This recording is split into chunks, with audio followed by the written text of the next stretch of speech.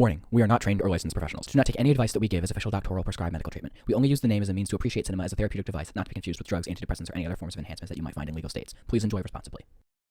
Additional disclaimer. If the film says we can say it too. So check the film rating, and that will be our episode rating.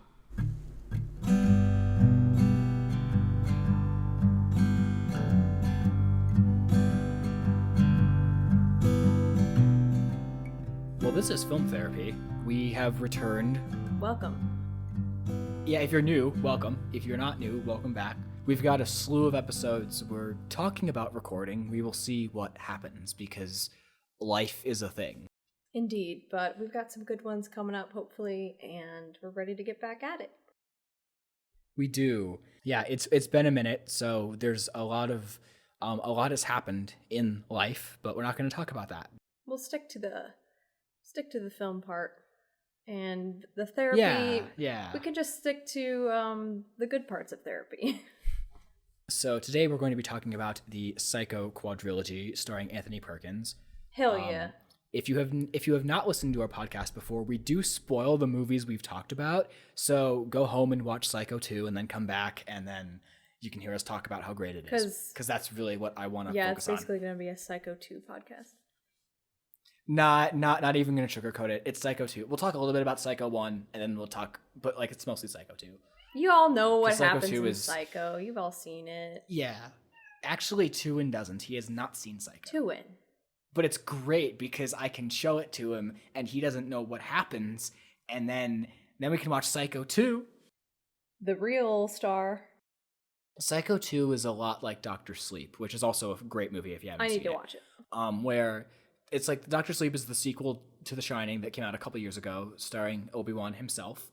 And it's made a couple decades later, and it knows what it is, and it's a great continuation, and it feels like this is needed. Like when you watch it, you're like, yes, this is like a pivotal part of the story that we just haven't seen yet. And Psycho 2 feels really similar to me. Okay, yeah. Or the story doesn't feel now it doesn't feel complete without all four of them, but it doesn't feel complete without Psycho 2 because it's just like when it ends, it's like, oh, it's like this is like this, like you feel like you've progressed, you know? Yeah, definitely.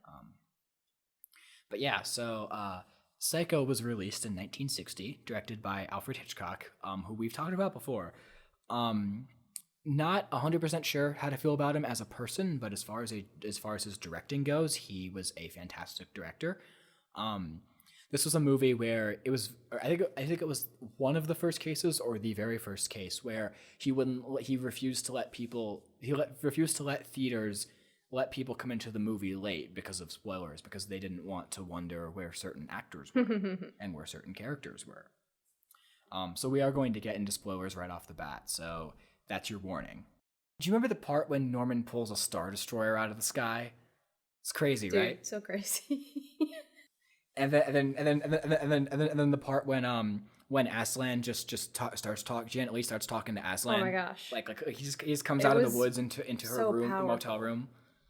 It was just amazing. It has the same level of power and emotion as it does when Lucy says goodbye to her cheetah in the third part of the Lucy trilogy. Cheetah, yeah, definitely yeah. Similar vibes there. Yes. I'm just looking through my VHS collection and thinking of references like how many are there? 36. 36 last year. I had 37. Oh my god. I love it. I can't wait for the Harry Potter reunion. Yeah, it's going to be amazing. Ooh, Tuin just texted me and said, Jake, I think tonight might be time for Back to the Future. And I'm like, that sounds pretty freaking good. Has he seen those? Back to the Future is one of his favorite films ever. He often says it's the best film ever made. And I would agree it is one of the greatest films ever made. It might be the best screenplay of all time because the amount of setups and payoffs it has is just insane. It's been a while since I've seen it, but I need to go back. We'll do an episode on it. It's funny because both Wilton and Tuin have said they'd both be down to do an episode for Back to the Future, so that would be interesting. There we go.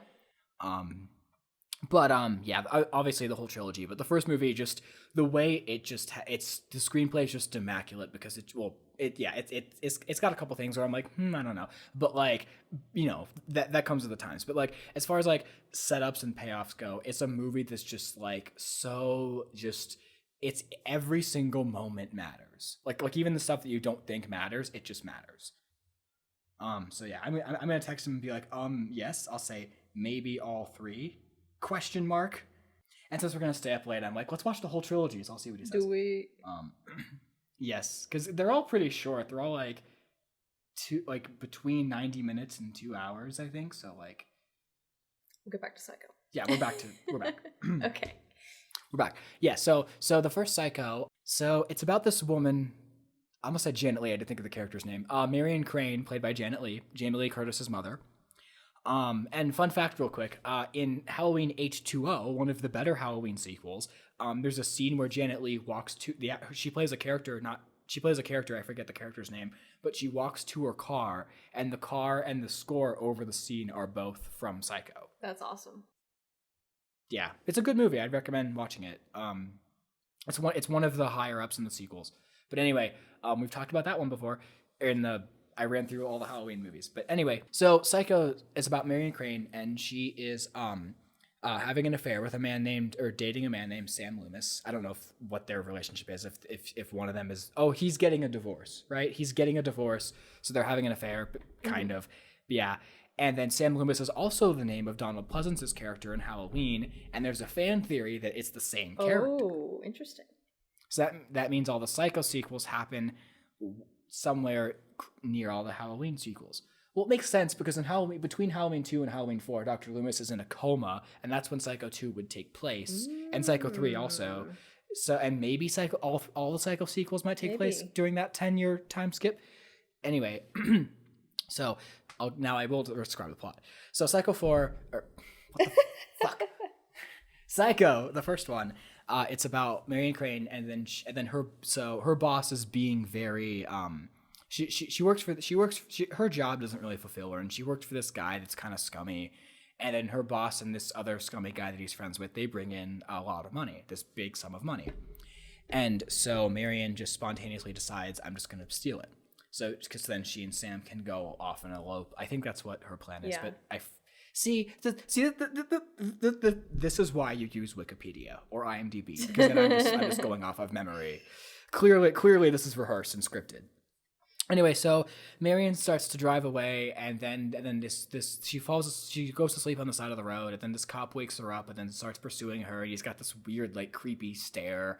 Like, he's got these big sunglasses, and like you can't even see his eyes, and she's just sketched creepy. Out. And she's acting super sketchy, and she's just creeps the heck out, and like, yeah. So this cop chases her, and then she like exchanges her car in front of him, which is a little weird. And then it ends up raining, and she can't see, so she pulls over and stays at the Bates Motel. And she meets this guy there named Norman Bates, played by Anthony Perkins. Then she and Norman get to know each other a little bit, and Norman says that he likes the job that he does, but up in the house behind the motel lives his mother, and he has to take care of her, and she's very domineering, and he kind of wants to break free of her spell, her kind of like her rule, her reign a little bit. Just naming synonyms here. For Psycho 2, I might do this. Nah, I'm not doing it scripted for any of them. So for anyone listening, I hope you're not suffering too much. I hope you're enjoying this a little bit. So, but I don't know how many people have seen the sequels. But anyway, who cares? So then she and Norman talk a little bit, and then she finds out about him. And then through the talk, she kind of decides, you know what? Maybe in the morning I'll take the money back, and I'll see if I can make things right. And then Norman's like, maybe I'll do the same with my mother. So Marion goes to take a shower, and Norman watches her, which is very weird. And then he goes up to the house, and then his mother berates him for having a woman stay at the motel. And then so the mother goes down and kills Marion in the shower. And it's one of the most famous scenes in cinema. And then Norman goes to clean up the mess because he's a dutiful son. And then he obliviously throws all the money. He puts it in the car because he doesn't even know it's there. Just throws it all into the swamp along with her body. So then she's dead and the money's gone, and then the movie shifts focus. And then Sam Loomis and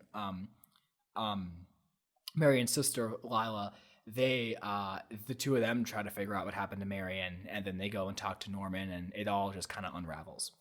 And that's the first Psycho. But how does it end? It ends with Lila going downstairs to see that that Norman's mother, Norma Bates, is just a skeleton, and then he runs downstairs dressed as her, screaming, and then he gets incapacitated, and then the psychiatrist explains the whole movie for about 6.5 minutes. And Roger Ebert himself said, if I dared to edit this movie, I would cut that scene out. And I'm like, yeah. And then that's how the movie ends. That's how it was for another 20 something years. 20 years. But yeah, so what about the first movie would you like to discuss? I guess just my initial thoughts watching it probably the third or fourth time. I really like the first act. It moves along really nicely and it's suspenseful, and there are lots of questions being unanswered, and Janet Leigh is captivating, and so is Norman. Anthony Perkins, like them together on screen is great. So then when she gets killed, it's crazy. Like, how would you like to be in the theater in 1960 seeing that? And the main protagonist dies in the middle of the movie. What? Yeah, it's crazy. And then Norman shifts to being the protagonist. Yeah. Which is how it is for the rest of the series. Right. Which I like. I like that too. Not the end of the first one though, because I think after the midpoint it kind of slows down a lot. And that's where I started to fall asleep a little bit. Because the Lila and Sam part is just kind of slow and not a lot of suspense until the very end. Yes, and I just don't think they're as interesting characters, because when you have like Norman and Marion, they're like clearly the two most interesting characters in the entire movie, even before you know everything that's going on. And then when it just keeps cutting back to Sam and Lila, I just find myself kind of drifting off and getting a little tired and bored of it. Yeah. But then when it cuts back to like Norman just being like acting really sketchy and suspicious, and then just like not knowing how to handle the situation, like that's still pretty captivating. But it just keeps going back and forth, and it just kind of loses steam a bit, which might be which is probably a very hot take, and it might be a bit controversial of us to say that. But I think that it's also like, I agree with you. It's just how I feel, man. Yeah, you gotta honor how you feel. Yeah. The Last Jedi is a great movie. Citizen Kane is whatever. I feel very mixed on Paul Thomas Anderson. I love some of his movies and I hate some of his movies. That's a lot of controversial opinions there. I probably just pissed off of the 5 people that are listening. I probably pissed off like 4 of them. I hate Pulp Fiction. Yep. Okay. That's valid. I like it, but I understand. There's other Tarantino movies I could not get through. Couldn't get through Hateful Eight or Django Unchained. Yeah. I like Hateful Eight, but not Django. I love Inglourious Bastards. I think it's really good. And I like Once Upon a Time in Hollywood. Yes, I really like. I need to watch. Yes, Kill Bill might be my favorite. I really, really like Kill Bill. I have it on DVD, both of them. I need to rewatch because I haven't seen it in so long. We just bought Once Upon a Time in Hollywood because it was on. It's funny because like there were movies, Tuan and I were like, we're gonna get these on Black Friday, and I think we actually got like throughout the deals week, we got all the ones we wanted. Oh, nice. Like we got Shazam and Birds of Prey, Parasite, Once Upon a Time in Hollywood, a couple other ones. But like, I want to watch the Once Upon a Time again because that was that was really good. I need to show Noah that he would like that one. Okay. Anyway, that would be a good double feature with Last Night in Soho because they're both about 60s cinema. Oh, really? So just the 60s, yeah. Oh, interesting. Also, watch Last Night in Soho. I know. I was just like, I missed the boat, and I'm like, I'm just gonna get it at Redbox as soon as it comes out. I'm gonna probably like Tuan's like, I'm gonna buy it day one, and I'm like, you know what? Let's just both buy it and just have 2 copies because like that movie really deeply affected me because one, I love Edgar Wright and I love Thomas Mackenzie and Anya Taylor-Joy, but like just like from a thematic standpoint and like the emotions of the movie, I just felt it really, really strongly. Yeah, good. So I might want to do an episode on that someday, but we'll do that. That's for another day. Back to Psycho. Second act kind of drags is what we were talking about. Second act kind of drags. I think there's a quote where Norman's like, would you like some sandwiches and milk or something? And then he goes and gets her sandwiches and milk. It's just like a weird... I love that so much. I love that comes back in Psycho 2. Yes. Like he asks Mary that also. Mary and Maureen. Yeah, I know. There's so many. Is that what they are? Mary, Maureen. Yes. It's one step away from the 3 Pauls and the Hammer Dracula series. Oh god. All different characters, all different actors. Just name Paul. Also, I think in one of the Frankenstein Hammer movies, there's a character named Paul. Oh my god. I might be wrong on that, but anyway.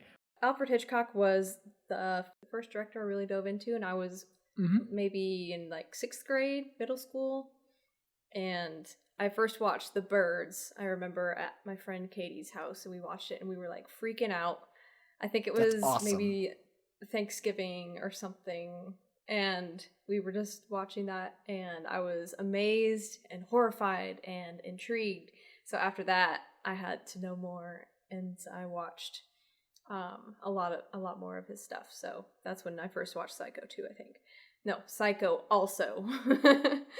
Not as in, yes. Yeah. I have not seen The Birds myself, but Tuin has seen it. And he said he liked it. So, yeah. Yeah, I need to rewatch it. I'm definitely curious.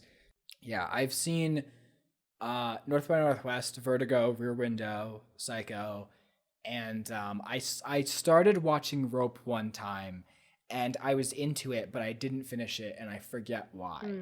And then one time somebody was going to lend me their copy, and then that didn't happen because it was somebody at school, and that was like the last day of school. I literally was said to this friend of mine, like, okay, like I'll watch Rope, and then you can watch The Wall. And we were like, okay, great, we're gonna exchange like movies.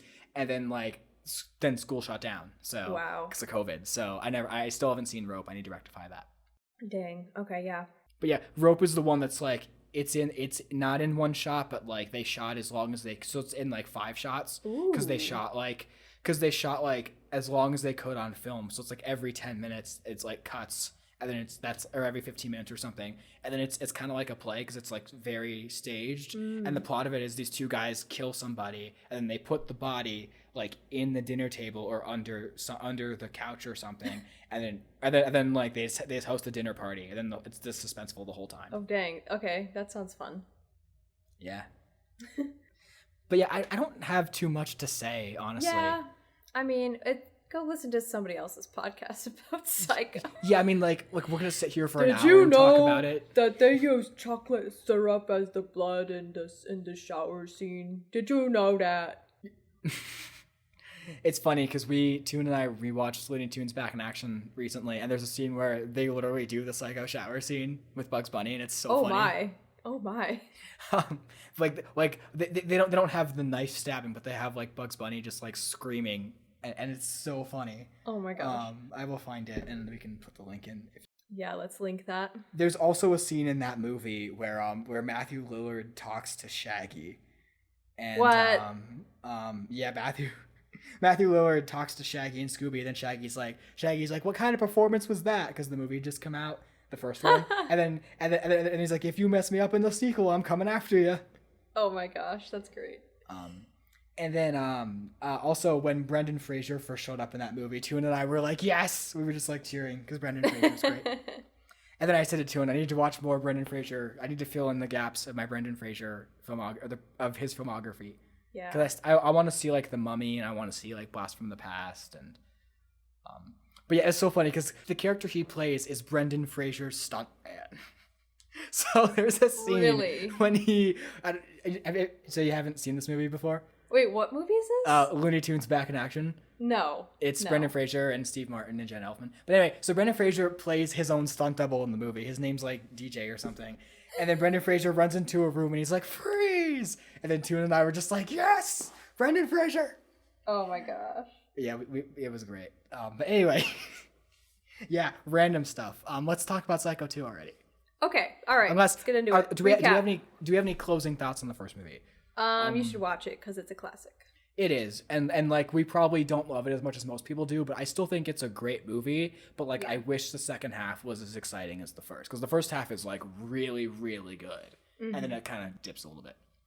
But Psycho 2, so Psycho 2 was made 23 years later. It's about Norman being released from the mental hospital, And then he goes back home to the Bates Motel.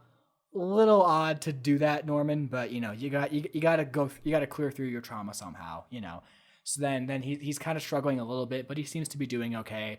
And then he gets a job at this local diner that they mentioned in the first movie, because Norman says to Marion, "There's a diner down the road, but it's probably closed or something." So that's cool that they mentioned that and bring that back.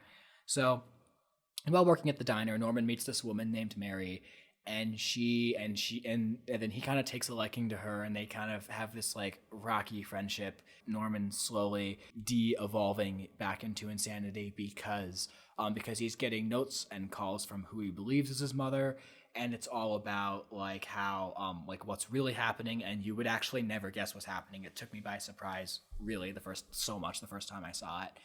And then also Marion's sister Lila is back, played by the same actress, and then she's very much like, Norman killed my sister and 7 other people, and he needs to like stay in the mental institute forever. He needs to stay locked away forever. So that's going on too, and Norman's just trying to live his life. And like the first movie, you really get a sense of like you feel for him, but in the second one, like is when you really start to sympathize, like you really like want him to just be happy.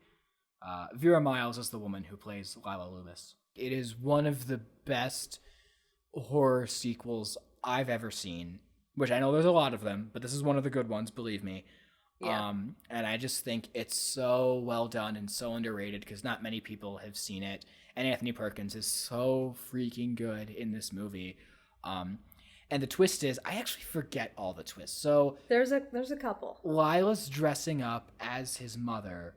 And so is, because Mary is in on it with Lila, because Lila's her mother, so she's Marion's niece. But then she doesn't want to be a part of it anymore because she wants to just help Norman and wants him to be happy like the audience does. And then Lila's putting on so there's also people that get killed at the same time, and then the cops are like, it's not, the cops don't want to believe it's Norman, but they're suspicious because he's back outside in the world, and then we don't really know what's happening. So Lila goes to put on his mother's outfit to scare him, and then she ends up and gets killed. And then Mary goes and puts on the outfit, and then she's trying to like convince Norman, because Norman's getting calls from his mother and she's getting scared, so she's gonna pretend to be his mother. But that doesn't work, and then Norman kind of like fully loses it, and then they're both screaming at each other, and then the cops come and kill Mary, and they think Mary and Lila orchestrated everything. But it turns out there's this elderly, nice lady that Norman knew at the diner, and it turns out that she was the one who killed everybody except for Mary, because the cops shoot her. And it turns out that she believes that she's actually Norman's real mother, and Norma was her sister. And so Norman takes this news very well and hits her over the head with a shovel, puts her corpse up in the room, and then he's back to how he was, and he reopens the Bates Motel. Boom. And it's like, damn.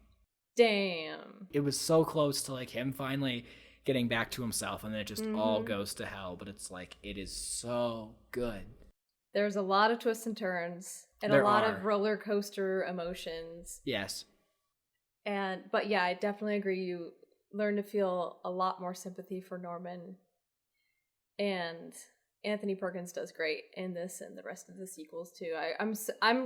I think that has a big thing to do with it being good, is bringing back the main actor. Yeah, totally. Because like, so many horror sequels just use a different cast and it does not hit the same. So like a lot of the Friday the 13th do that. I like Nightmare on Elm Street 2, but it also does that. Yeah. Nightmare on Elm Street 4 is worse because they recast Patricia Arquette with a different actress, and it's like, why would you ever recast Patricia Arquette with anyone? How dare you? How dare you? Yeah. So I think that has a lot to do with why these are pretty good sequels. And this one, yeah, it just kind of was the ending that I wanted, because I enjoy movies where I see a character descend into madness. So I was satisfied by this ending, and I guess that's how Psycho 1 ends too, but it's different. It's different. It's just not, I feel like, because this one has more action and crazy stuff happening in the second half. And the girl who plays Mary is really good. Because you feel for her too, you like you just want her to like help Norman, but she's like torn, and then she just kind of loses it herself a bit. Yeah, and Lila kind of plays the same type of character. She's just in the background, kind of orchestrating, trying to scheme one way or the other to try to get Norman back into the mental institute. And but then she's pretty psycho too, so Psycho too. Haha, I get it. I love just that this movie has so many quiet moments. Like I love just like Norman just being at the diner and just like interacting with people, and like some people are actually sympathetic towards him and like treat him fairly well. Speaking of Patricia Arquette, Robert Loggia, however you say his last name, is also in this as Norman's doctor, and he's also in Lost Highway with Patricia Arquette. Yeah, he's Mr. Eddie. And I love the moments of like when Norman makes sandwiches and milk and he sees the knife and he hesitates, but then she's like, Mary's like, is everything okay? And then he's like, yeah. And then he manages to cut the sandwich and like serve it to her. And then like this like and then just like the moment when he's just like freaking out and she's just like holding him like late at night. Just like I like little moments like that, like character moments. And then there's really like insane stuff, like when Norman sees his mother's room decked out exactly as it was, and then he comes back, yeah. and then it's like just back to like, you know, just barren and just bare, and then he's just like freaking out, you know. And we learned that it was actually Mary who changed the entire room that quickly. Right, because she locked It wasn't Norman just in the a hallucination. Yeah. Right, but Norman feels like he's hallucinating, and he feels like he's losing his mind. Yeah. And then when the police come up to arrest him, because they think it's him, then she's like, "Come on, we should just like run away." And then he's like, you know, he can't do it because he's still held back by his demons. Can you imagine if the movie did end that way?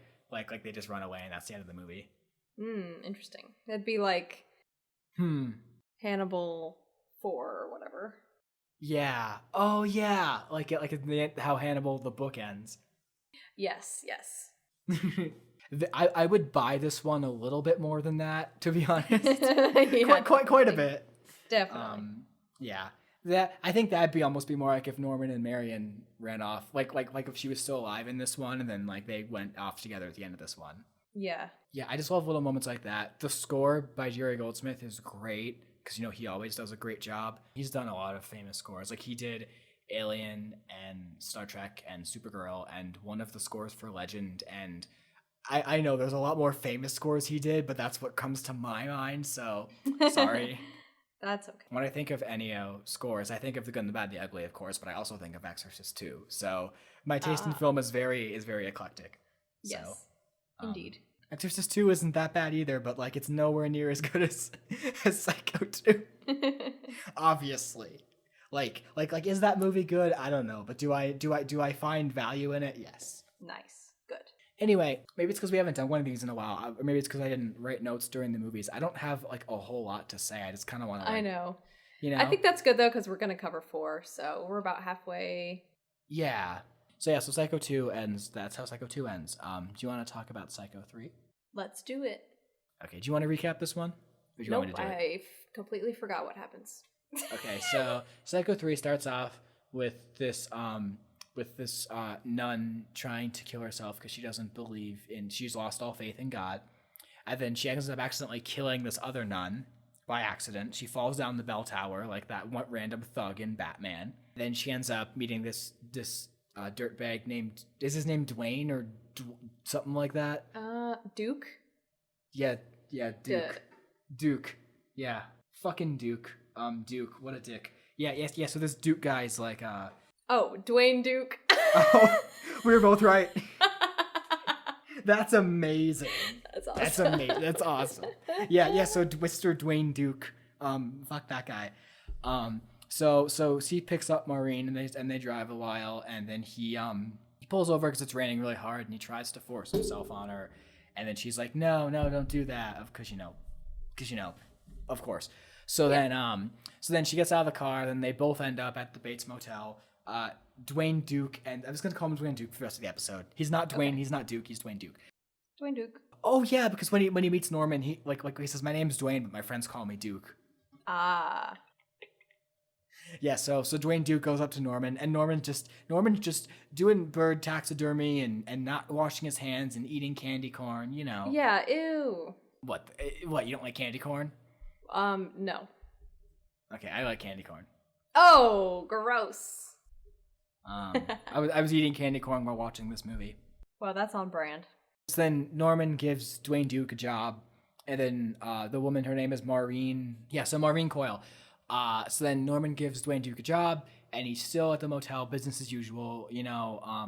He's still got his split personality thing going on. Oh yeah, in the second movie also, Norman, there was this guy running the motel, and Norman fired him because he was also like a jerk, and just not taking the job seriously and just like making it a really trashy motel. Yeah, it was bad. And then when Norman's like, get out, it's awesome. It's like, yes, like stand up for your motel that you have trauma at. Yes. Right. But yeah, good for him. Empowerment.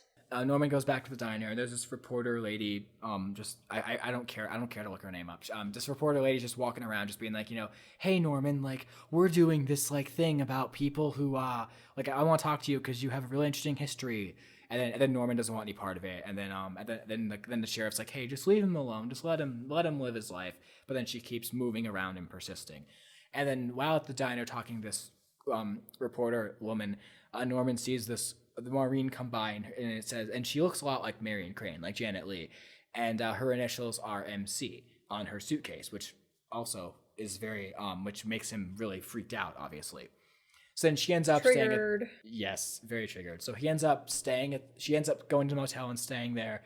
And then she and Norman start to fall in love, and it's actually kind of adorable.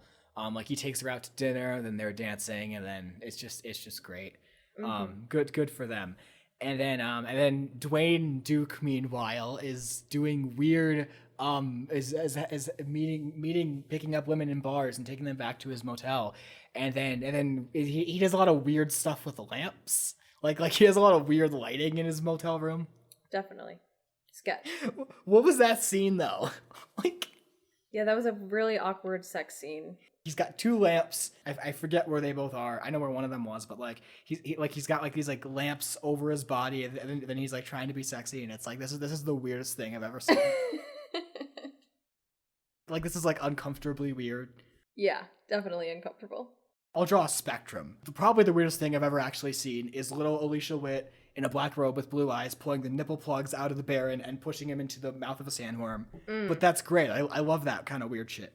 Definitely weird. But then the weird stuff I don't like is like this guy with a lampshade covering himself, and then like the like weird neon trashy colors. It's weird. But there are other neon shots in this movie that I do like a lot.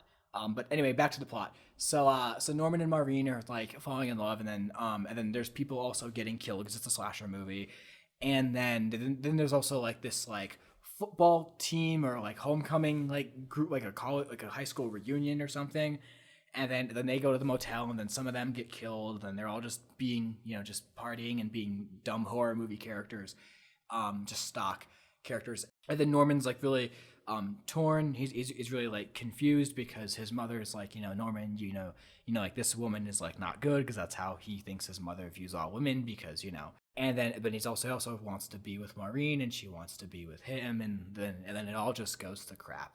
It all just goes to shit. And there's a lot of shots that they because Anthony Perkins actually directed this one, which is great because I think his directing is actually pretty good. I like a lot of like some of the cinematography is pretty good. Like some of the neon, like some of the greens are great. Like that shot when he's like looking in the bathroom, and it's like the repeat of the first shot when he like covers his mouth and he looks horrified, and it's like lit like in this like green. That's really cool. Oh yeah. And then like when she falls down the stairs, they repeat that shot when Arbogast fell down the stairs in the first movie. Yeah, so those are cool. So the movie, I forgot to mention this. So when Maureen first goes to the motel, Norman dresses up as his mother to go and kill someone again. Then he finds that she's trying to kill herself, and so he doesn't know what to do, and he ends up saving her life. And then that's when they start to fall in love. And then she thinks she sees like the Virgin Mary, and then she's like, "Oh, that's who saved me." But it was Norman dressed as his mother. Yes. And the movie ends with Maureen trying to like she's trying to help Norman fight his demons. Then she ends up accidentally falling down the stairs and dying. And then Norman vows revenge against his mother. And then this reporter lady comes by, and the same one that's been following him the whole movie. Then she comes by and says like Norman, Mrs. Spool, the woman from the diner, wasn't your mother. She just thought she was, and your real mom is your real mom, like it was in the first movie. And then Norman's like trying to break free of his mother's spell. Yeah, and I was confused about that. I missed that part. So Yeah. So like his real mom is Norma is his real mom, and Mrs. Spool was just like his aunt, and then she wanted him to be her child. So because they both love the same man, Norman's dad. So okay, I missed that too. Yeah. And then I also forgot to mention, Norman and Dwayne finds out about Norman, so he takes his mother's corpse and puts it in his motel room. And then Norman's like, "Give me back my mother. What have you done with her?" Woody Woodpecker's playing on the TV, and Norman takes Dwayne's guitar, which Dwayne says don't touch. Norman takes his guitar and like bashes him over the head with it. And then Woody Woodpecker's on the TV just going like, just doing his laugh, that weird like laugh that he does. And then and then Norman obviously buries him in the swamp. But then he comes back he's like still alive, and it's like intense. And then he almost drowns. Yes. And then the stuff with Maureen happens where she's like, "Norman, I want to be with you, even though we both have our own like personal demons." And it's like, "Aw." And then she freaking dies. Terrible. And then the reporter lady talks about his mother, and then Norman, instead of stabbing the reporter lady, instead stabs his mother, and then the sheriff figures out the police somehow figure out what's been happening, so they come to arrest him. And then they're like, "Norman, like, we're disappointed in you." But then Norman's like, like they'll lock me away forever, but at least I'll be free. And then you see him in the backseat of his car, like holding his mother's head, and then he's like smiling. He does that like creepy smile, and then it just ends. And it's like, what does that mean for him? Yeah, what does it mean? Where's it gonna go? Well, we will find out. So I think I already covered all the scenes I wanted to talk about. Was there anything else about Psycho 3 that you wanted to? There's not as much to talk about. No.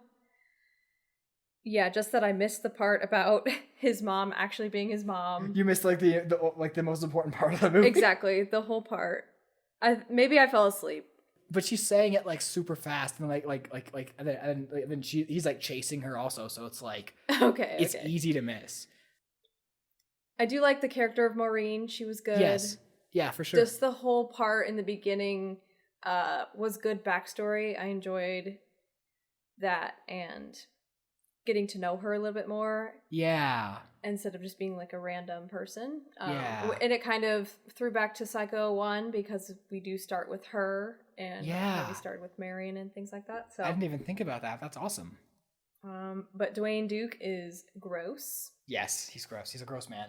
So it was satisfying to see him killed. Yes. It's like, yes, get him. Get him. Get him. Kind of a continuation. Like, okay, yeah. Norman, this is how Norman do. And Melvin do? Name a better movie character, I'll wait. Best character in all of cinema. If you don't know what we're talking about, we'll leave a link in the description. No, we won't. They just have to know. Oh my god, that's so funny. But yeah, I mean, overall, I liked it. I liked the third one. I feel really mixed on the third one. Because on the one hand, like, there's a lot of things I like. I just don't know if it works as a whole for me personally. Because the first two movies, especially both of them, just have such suspense of like, like who's the killer, where's it gonna go, like what does it all mean? Like you don't know until the very final scene of both movies. And then with this one, it's like right away you just know exactly what's happening. So that suspense isn't there. Yeah. And there's a lot of like stock horror movie characters, and just like the kills are just like kind of graphic. I'm not saying they weren't graphic in 2, because they were, but like, like this one's just like the second one had a couple deaths, like that random couple that got killed, but like the third one feels the most like this is just random characters that are just there to just be killed. Definitely.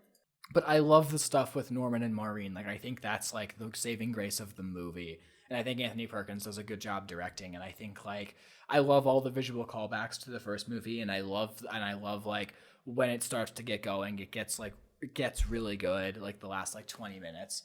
And but then just like Dwayne Duke is just like not fun to watch because he has quite a bit of screen time. That might even be a big part of why I don't like it, just because I don't like him. I don't like watching him. Yeah, he's gross. I don't like watching him in lampshade sex scenes, and I don't like watching him like just being gross. But I do like when Norman is like fighting him, and then the whole movie he's like, "Don't touch my guitar." And then Norman literally picks it up and like hits him over the head with it. And then Woody Woodpecker's just like, and you just hear him laughing, and I'm like, okay, that's a really weird stylistic choice, and I kind of dig it. Like, it's kind of cool. Yeah, I like it. That would also be on the better side of the weird spectrum, like somewhere in the middle, leaning towards positive. I also really like the last shot of like that creepy smile, like it like ties back to the first movie. Even though I'm like, what does it mean? Do you have anything else about Psycho 3? No, I think we can recap Psycho 4 now. Okay, so Psycho 4 is like The Godfather Part 2, both in quality and in structure. Both are highly acclaimed. Okay, so first of all, Psycho 2 is directed by Richard Franklin, I believe is his name. Psycho 4 is directed by Mick Garris, who directed Sleepwalkers, the greatest film of all time. He also directed The Stand, which is another Stephen King adaptation. A Stephen King adaptation, because Sleepwalkers is an original screenplay. But yes, this movie, like Sleepwalkers, also has similar thematic connections in that it deals with a mother and a son who might be a little bit too close. But if the cop from Sleepwalkers was in this movie, I think it would be like really good. Psycho 4. Like, can you imagine if we just cut back to him just being like, "Hey, Clovis, you taking a nap?" I only would agree to that if Clovis was also in it. Oh yeah, Clovis is totally in it. Okay. Clovis comes with the cop. It has to be both. Okay, great. A more perfect movie doesn't exist. No. Like, Before Sunrise is like perfect, but like Sleepwalkers is like perfect in a different way because every single thing it does just gets more and more insane, and it's amazing. We did a whole episode on both of those movies, but especially on Sleepwalkers. So go listen to that. It's great. Yes. So Psycho 4 is about so Norman is back into society. He's living in a house. He's got a wife. He seems to be doing okay. And then he calls into this radio show about serial killers. And the psychiatrist from the first movie is in this, except this time he's played by Dr. Hayward from Twin Peaks, Warren Frost. And then, so it's not the same actor, but it's the same character. And then he's talking about, then they're talking about serial killers, people who killed their mothers, matricide. And then Norman calls in and he says his name is Ed, which is a reference to Ed Gein, who was one of the people that inspired Robert Bloch to write the novel. Oh yeah, Psycho is also 3 books written by a man named Robert Bloch. The first movie is an adaptation of the first book, but the other sequels aren't adaptations of the novels. Oh, Forgot to mention that. Psycho 2, the book, is about Norman trying to stop Hollywood from making a movie based on his life. Oh my gosh. And then Universal hated that idea, so they're like, we're going to do our own movie. And I'm like, yeah, for once the studio was right. Yeah. A major studio was right for once. I have not read any of the books, so I can't judge. But just from the plot, I'm like, that doesn't sound like it's as compelling as the movie. Mm-hmm. Nowhere near. And then there's a third book called Psycho House, and I don't know what the plot of it is. But again, it's no connection to Psycho 3 or any of the movies, as far as I know. So Psycho 4 is called Psycho 4: The Beginning. It has a subtitle, and so Norman calls into the radio show, and then CCH Pounder, she's the one. She's great. She is the one like who he's talking to, and she's the one that like sympathizes most with him, and she's like becoming more invested in his life. And I really like that dynamic between the two of them. Yeah, me too. Yeah. So then Norman tells about his life with his mother when she was still alive, and then we have Olivia Hussey playing the younger Mrs. Bates and Miss Bates, and then we have Henry Thomas Elliott from E.T. playing the younger Norman Bates, and he does a great job also. Oh yeah, he's great. The casting between older and younger Norman is also like great. Like I think they got perfect. A really yeah. It's kind of like more Stephen King. It's kind of like in It Chapter 2 when they have that shot of Jack Dylan Grazer and then like the older Eddie and they just fade. It's like perfect. Perfect. Nice. And then it's also Norman talking. So Norman talks about his life, and then at the same time he's also saying that he'll have to kill again, because spoilers, his wife is pregnant and he does not want his child to carry on his madness, his illness, his mental illness, his psychosis, if you. And we just kind of reveal more of why Norman killed his mother and like the kind of almost intimate relationship the two of them had. It's very disturbing, actually. Yeah. And then we meet her boyfriend, then who he also kills, and he is like worse than he's the worst. He's just as bad as Dwayne Duke.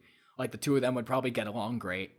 Definitely. Also, the guy who runs the motel in Psycho 2 until Norman fires him. Like those three guys all suck. Like they would sit in a bar and just talk about awful things because they're awful. But yeah, so that's like the first two acts of the movie, and then the third act of the movie is Norman hangs up on the radio show, and then his wife comes home, and then they meet at the Bates Motel at his old house where he doesn't live anymore, and then she convinces him to stop to not kill her, to stop his killing because he's a changed person, he's his own person now, his mother doesn't control him, and then it ends with the baby being born, and then his mother's kind of like locked in the cellar of his mind, but like she's still there, but she's saying like let me out. So like it is a happy ending, but then the music is playing again, and it's like, what does it mean again? Like what does it mean? It's gonna not be very good. We've got little Norman Bates running around. I get why they did the theme music, but I wish they had done different music because like up until those last 10 seconds, you're like, okay, like things will actually be okay this time. And I want to believe that they are. Also, Norman burns the house down and he sees all his victims from this movie, but unfortunately they don't carry over. They couldn't carry over the victims from the first three movies, so it doesn't feel as complete, I wish but they you could still have get done the that. sense. Yeah, just get a voiceover from Janet Leigh, just like take a line from the first movie and just like replay that, or like reuse that. Or have like a line from Mary or Maureen or from something, you know? Yeah. Just something so it feels like more cohesive and we don't just forget about these other movies. Because obviously, if we're watching this one, we've seen the other ones. Right. If I were to make a fan of this movie, that's one thing I would change for sure, is to do that. Yeah, that would be good. More solid ending. Yeah, I really enjoyed the flashback or the retelling of young Norman and Norma. I thought that was really interesting. Especially diving into the dissociative identity disorder, kind of looking at how the childhood trauma really did set in for him, and totally be why he has that split personality. So I enjoyed that, more of the psychology part behind that. I really, really like that they got the actor that they got when they got Henry Thomas for young Norman because he's young Elliot, but also he's young Norman, because I really like the casting on that was really, really good. Yeah, I really do like the way this movie ends. I just wish it was a bit stronger, you know. The woman who plays the younger Norma Bates, the alive Norma Bates. She was also Juliet in the 1960s Romeo and Juliet, which I have not seen, but I've heard is pretty good. And then she's also Bill's wife in the 1990s version of It. And that movie, spoilers, ends with this guy with a ponytail riding down a hill, like on a bike with Norma Bates going like, beat it, and it's like, what the fuck is this? Wait, do you not remember that? No, I don't remember that. yeah. So here's the thing. The 90s It. The first half when they're kids is great. Yes. There's a lot of great things about it. I think all the actors are great. Jonathan Brandis is like really, really good. Such a great talent. But then you get to the adult section, and a lot of the adults just aren't really that good, and they don't really match their younger person. Like that's the thing with the new It movies is like I have my problems with them, but chapter 2, like the casting for the adults from kids to adults is like great. Like it's like perfect, you know. Like there's literally shots where they like I said, where they take the younger Eddie and the older Eddie, and it's like they fade from one to the other. It's like, damn, that's like perfect casting. But yeah, so the 90s It ends with Richard Thomas with his ponytail riding down the hill on his silver bike, just going beat it. And then fucking Norma Bates is in the front seat. And then she wakes up and it's like, okay, that's the end of the movie. Weird. It's funny because because obviously the book is like much more massive, and like reading the book, that was like one of the threads I didn't care about as much was him and his wife, but like at least you feel it, like it makes sense when you read it. But then when you watch the 90s movie, it's like she's been there for like 10 minutes. I don't want to be mean because acting is a very difficult thing to do. But Richard Thomas cannot cannot stutter like to save his life. Oh, gosh. And then the part when he says goodbye to her and she's like, "You're crazy. It's crazy." I'm like, "Oh no, this is not this is TV acting and not at its finest." Oh no. And unfortunately a bit of that carries over into Psycho 4 where I'm like, I think she's better in Psycho 4 than she is in It, but like she's her performance is weird. I don't know if I like it or not either. Yeah, I'm mixed on it because I'm like in some scenes I'm like this is really good, and some scenes I'm like I don't know what they're going for. Yeah, it's kind of funny. I don't know. Yeah, it could be the direction. I mean, I love the guy, but it is I love Sleepwalkers, but it is Mick Garris, so it also could be it could be the writing just being a bit, but I thought the writing was okay. It could be anything. Yeah. Lots of factors. Yeah, but it just doesn't quite it works enough, but it doesn't quite gel all the way through. Yeah, I agree. Even with that, I really do like the flashback scenes, and I like how they progress, and I like how it's like a non-linear Godfather 2-esque story.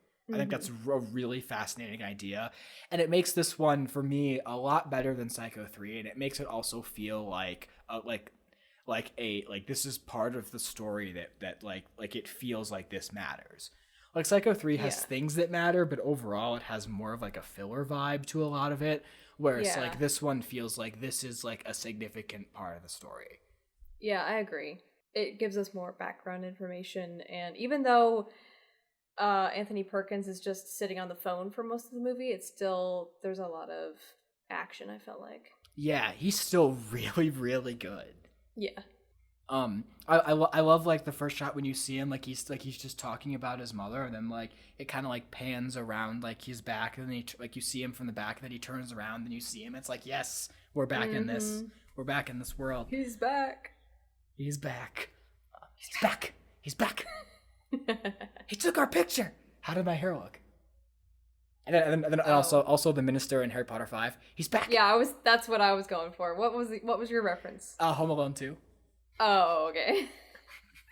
But it's funny because I thought of Harry Potter first, and then I thought of my first thought was actually Agent Cody Banks, because I was thinking about Destination London a lot today for some reason at work. Because I was thinking about in the episode how we're like, oh, if like Diaz was like the trainer in both movies, it'd be much more like you'd feel it. And then I was thinking about Mr. Weasley's scene, and I knew you were referencing like Order of the Phoenix, but for some reason my brain went to like, who are you, question boy? my brain went to Mr. Weasley interrogating Frankie Muniz. Interesting. Yes, but then I knew what you meant. My brain jumped there, and then on the sequel train, my brain jumped into Home Alone, where Mark's like, "How did my hair look?" But my brain just works like that really quick. That's incredible. Thank you. It actually it's I have been both praised and criticized for that in the past, so I appreciate your praise for it. You're welcome. But that's how my brain just works. Like I just think of movie references and I just jump from one to the other like really quick.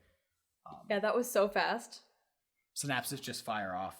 Yeah. I didn't even realize like what had fully happened until like talked about it, and I'm like, oh, that's how I got there. When you dissect it, it's interesting because I don't know if I could think that clearly about how my brain moves from one situation to the other. I mean, I could just be guessing. That was interesting. Thank you. Well, I thought a little bit of psychosis for you today. There we go. Okay, so yeah, we just wanted to share these movies because they were really fun to watch and very good for horror sequels. And they are. So yeah, we just wanted to get that out, talk about it. Hopefully you'll go and watch those because they're fun. I think they're all worth watching. Like even like Psycho 3, I think has enough moments where it's like, yeah, go and watch this. You know? Yeah. If you've seen the first one, you haven't seen Psycho 2, at least just watch Psycho 2. Like it's great. It's actually very good. Let's see. Are they all on Vudu? Or no, Tubi? they're all on Peacock, I think, except for the fourth Peacock. one. Are they all? Yes, I think you're right. They're all on Peacock. At least all the sequels are, because we had ads for all of them, right? Yeah. And then the first one, did you rent or was it also on Peacock? I rented the first one. on Amazon. It was on Peacock because when I watched it with Wilton because he had never seen it. We watched it on there. And then I've told him ever since, watch Psycho 2, and he's like, I don't know. And I'm like, come on, watch it. Do it. That was Psycho 1 through 4. That's the Psycho Quadrilogy. And no, we were not covering the Bates Motel TV movie from the 80s. We're not covering the Bates Motel TV series, although I am curious to check that out someday. Mm-hmm. And then we're not covering the Gus Van Sant 1998 shot-for-shot remake, because why would anyone ever watch that movie when you have the original? Seriously. What's the point? Why would you waste your money and do that? It's an interesting experiment that didn't pan out very well. Maybe don't cast Vince Vaughn as Norman Bates. Oh my god. No, don't do that. I just think Anthony Perkins' performance in all of these movies is just so good. Me too. Like, it's funny, we were talking about, like, when we talked about Twilight, we're like, by the fourth one, like, Kristen Stewart really got into the role of Bella, and you really felt it. And I feel like a similar thing happens with Norman, but I feel like that's across all movies, but, like, each movie he gets more into his character, even though, like, not saying his performance, like, is of very quality, but, like, you can just tell how well he knows the character by the end, you know? Does that make sense? Yes, definitely. Because he performs well throughout all of them, but the character evolves more, and by the fourth one, we really get a good sense of who Norman Bates is. Yes. So we can talk about what we've watched recently, maybe like the top 3 over the last 3 months or something? Sure. Yeah, go for it. I don't know what I'm going to talk about. I have seen Dune twice, once in theaters and once in regular theaters, once in IMAX. It's amazing. It's everything I wanted it to be. I immediately want to see part 2 right now. Yeah, it's great. So I like the book. I kind of love the David Lynch movie, despite its faults, and I love the new movie. The whole cast is like great for the like great in their parts, and like Oscar Isaac, Rebecca Ferguson, and Timothée Chalamet, like they look like a family, you know. But then when you have like the book characters and you put those actors, like you match those actors to those characters, it's also just like perfect. Definitely. Well, I mean, I wouldn't know, but Timothée Chalamet as Paul, and like Jason Momoa as Duncan, and like Javier Bardem as Stilgar. It's just like all around just great casting. Very good casting. Although I will say one thing that my coworker and I noticed that drove us nuts. I don't think I told you about this, or if you noticed, but when Jason Momoa first shows up, he's got like his full goatee beard is kind of long and shaggy. Mm-hmm. Then in the next scene we see him, he's got the goatee, but it's kind of close shaved. Mm-hmm. And then in the next scene we see him, he's completely barefaced. And we were a fan of how he first looked in the first scenes with all of his scruffy beard. So then when he came back like clean shaven, we were like, what the heck? And the first time he comes back on screen, time had passed and he had been gone for a while. So I'm like, okay, he probably just, did a quick shave and trimmed it up. Yes. But then when he comes back clean shaven all the way and not that much time has passed, I was confused. Because he goes ahead. So like they have the meeting where they're all there. That's like a little time passing. And then he goes to be with the Fremen for a few weeks. And then when Paul sees him again, then they're all on Arrakis. So he's been at Arrakis for a while. Yeah. So that's why he's, Yeah.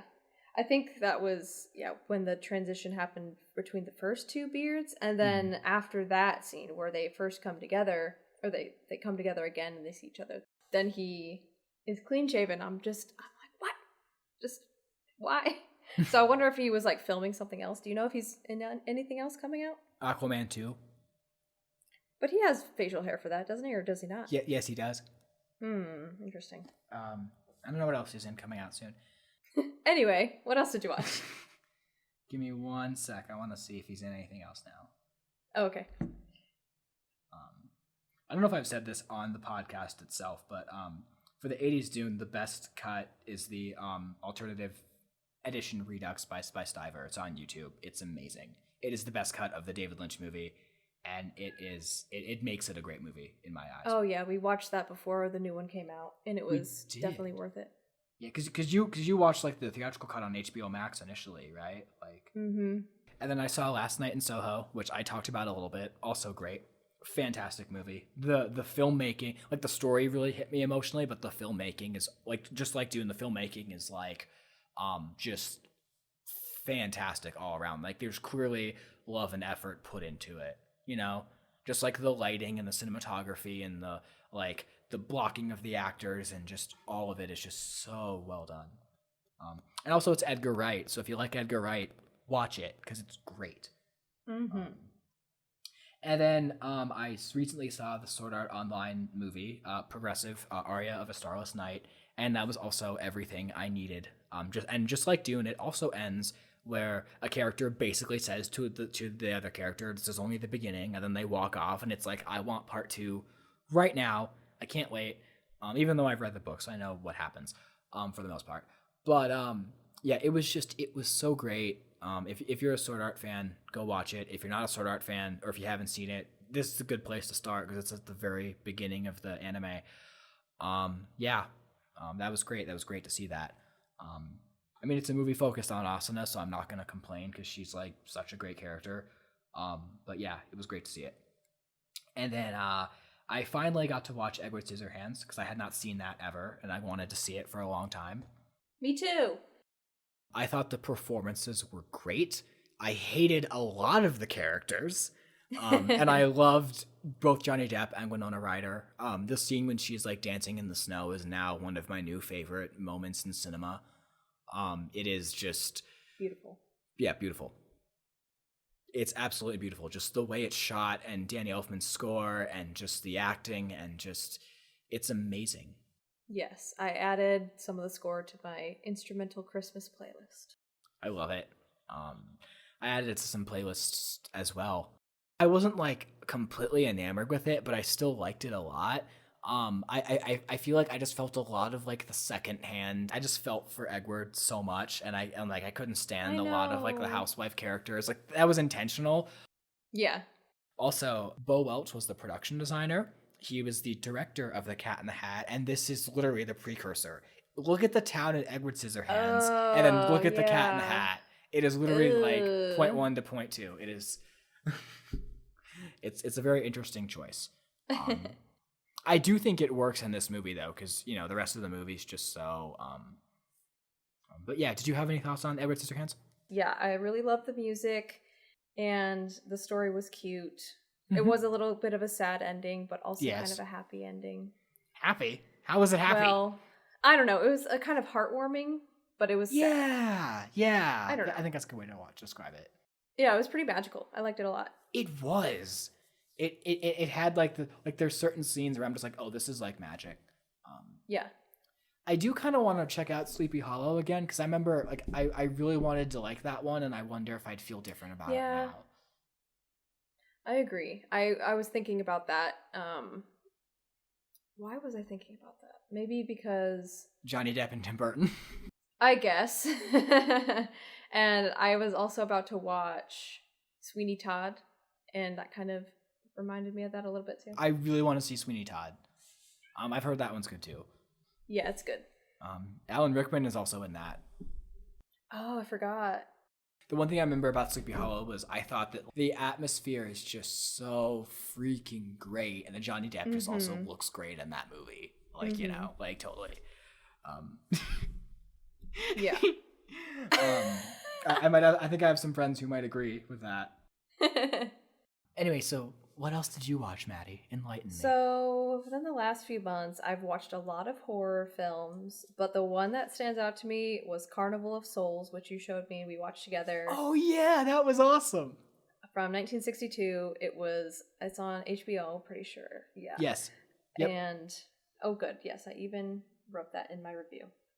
It was very mysterious, chilling, scary, kind of Lynchian. The story was just really captivating, and the way it ended was it's just kind of mysterious the whole time. I like movies like that where there's just something looming but you're not sure what it is. And this had that, so that one stood out to me a lot of the horror movies, because of course, you know, I watched all of the Halloween Town movies. Then I watched a lot of 90s horror, so that was fun. We watched, what was the one we watched with Alia in it? Alicia Witt was in it. Oh, Michael Rosenbaum was in it. Was Jared Leto in it? Urban Legend? Urban Legend, yeah. Yeah. Wait, did I even log that one? That one was fun. Shoot, I don't think I did. Oh my gosh, I'm so bad at this. Maddie, don't beat yourself up over it. I just really need to start doing it right after I watch a movie, because I just got on when I was looking at this and I was like, oh, I watched 2 of these Christmas movies the other day, and I just completely didn't even think about logging them. But anyway, so then I also watched Gangs of New York the other week. Oh, yeah. And it was so good. Oh my God. I had no idea. I loved it a lot. Leonardo DiCaprio and Daniel Day-Lewis.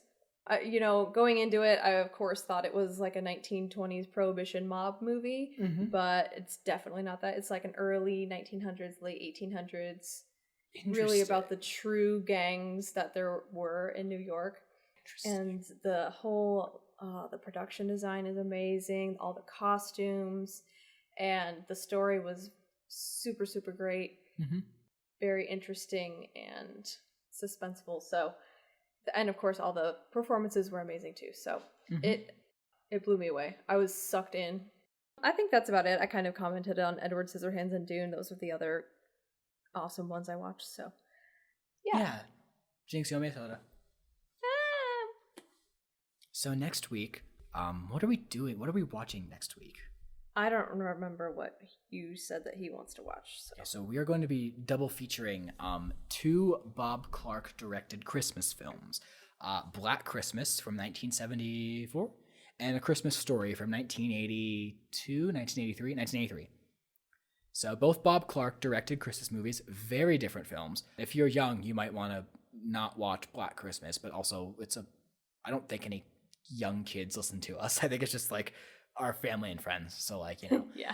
And then A Christmas Story, everyone knows that one. But yeah, so we're going to be doing both of those, and we're going to be having a special guest on for that also.